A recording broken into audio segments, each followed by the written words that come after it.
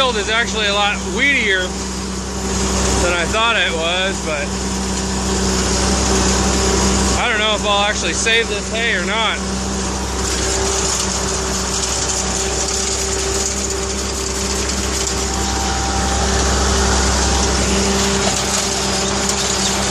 I may just burn it.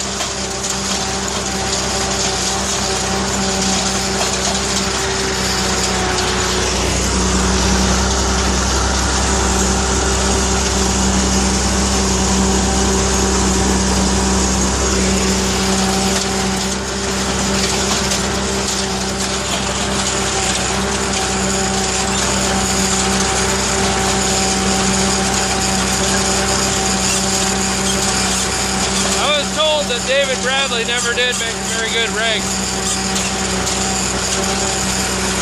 think they're right. Well, after giving her the runaround, figured I'd check things out, see how it worked. This grease, or it probably started off as oil that was in this gearbox, was looked like creamy peanut butter, which I guess is better than chunky peanut butter.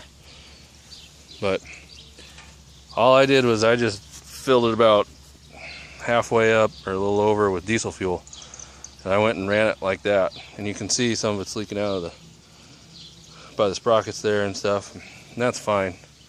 I kind of expected some leaks in here. I'll probably just replace it with grease, not gear oil.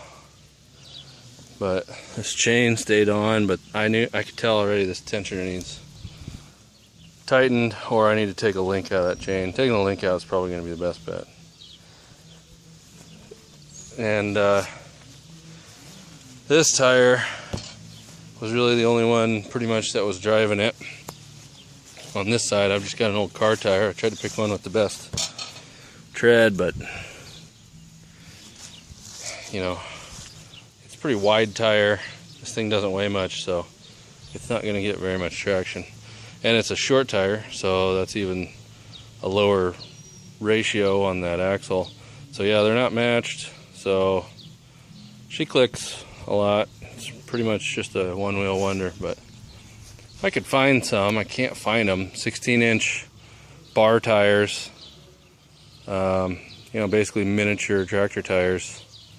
Stick them on there backwards. I think that would be perfect. I think that's what was intended, but or something like that. But hey, these tires are free. But let's see what this gear oil looks like in here, if you can call it that.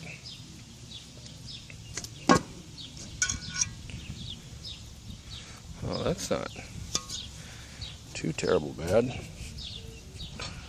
It's liquid. The diesel did a good job of breaking it up, thinning it out. So in case you've never seen, that's what this looks like in here. You pull this, and it'll engage this cog in here. I can't roll it by hand, but basically that'll turn these gears. So let's get it drained.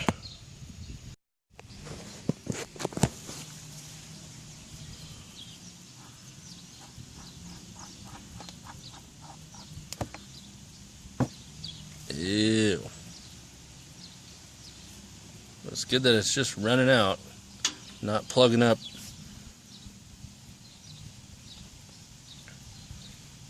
Wonder if I can stick that back in my fuel tank. Better not. This would work good to spray on some legs of a deer stand.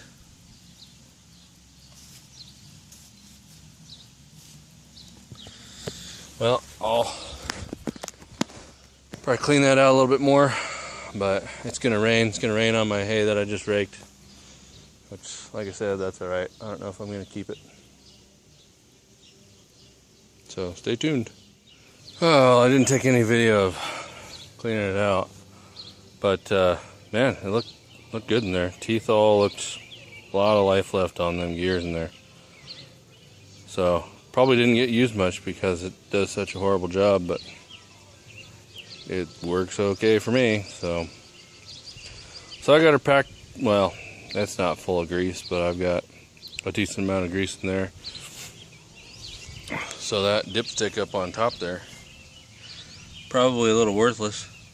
So I'm thinking of pulling that out and tapping a grease cert in there, and I'll just add it to the list of all the other grease certs that are on here and put about, I don't know, 10 pumps in there every time I use it.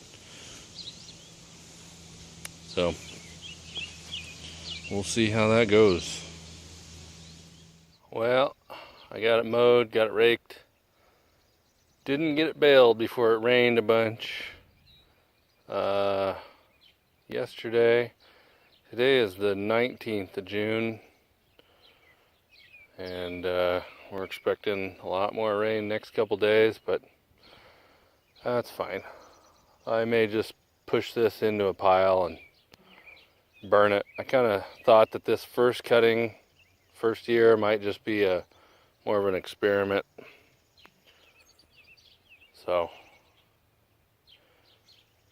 I did find a neighbor with a baler, and I haven't worked anything out yet with him, but he's a little iffy about letting anyone borrow it or want to do anything on someone else's land, and I get that. And I did lose a guard out here somewhere, so I probably should find that before I use someone else's baler and potentially break something. But anyways, I may or may not get this baled. Like I said, I may just push it up into a pile. Thanks for watching.